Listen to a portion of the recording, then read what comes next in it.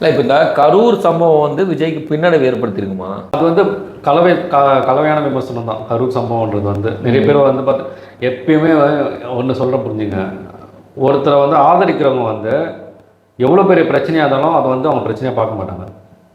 ஒருத்தருக்கு ஒரு தலைவனை பிடிச்சிருச்சுன்னா அதில் இருக்கிற பாசிட்டிவ்ஸ் தான் பார்ப்பாங்க.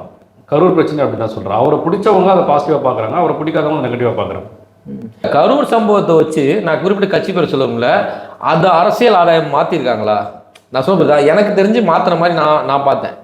ஏன்னா பேர் சொல்ல வேணாம்.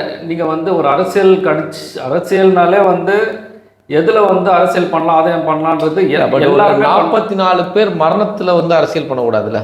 என்னோட ஆதங்கம் தான். நான் வந்து நான் எந்த கட்சிக்கும் வந்து சார்ந்தவன் கிடையாது. நான் கிட்டத்தட்ட எப்படி சொல்கிறது, நான் முதல்ல ஓட்டு போடும்போது ஒரு கட்சிக்கு ஓட்டு போட்டேன். இப்போ சொல்லப்போனால் டிஎம்கேக்கும் ஓட்டு போட்டிருக்கேன், ஏடிஎம்கேக்கும் ஓட்டு போட்டிருக்கேன், காங்கிரஸ் போட்டிருக்கேன், நல்லது நடக்கும்னு நினச்சி நான் பிஜேபிக்கும் ஓட்டு போட்டிருக்கேன். ஸோ இந்த மாதிரி உண்மை நான் சமீபத்தில் வந்து அந்த கவுன்சில் எலெக்ஷனில் இந்த யானை சின்னம் ஒன்று இருக்கும், பகுஜன் சமாஜ் கட்சி கூட நான் ஓட்டு போட்டேன். ஏன்னா அதில் நின்றவர் வந்து கொஞ்சம் நேர்மையாக எனக்கு தெரிஞ்சு நேர்மையாக அது அப்படி போட்டவன் நான். ஸோ அதனால் எனக்கு இந்த பயாஸ்டு ஒரு கட்சின்னு கிடையாது.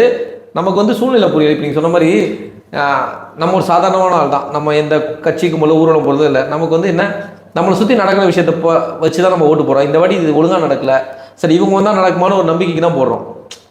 பட் இவங்களும் பண்ணலன்னா திருப்பி இங்கே தான் போகிறோம்.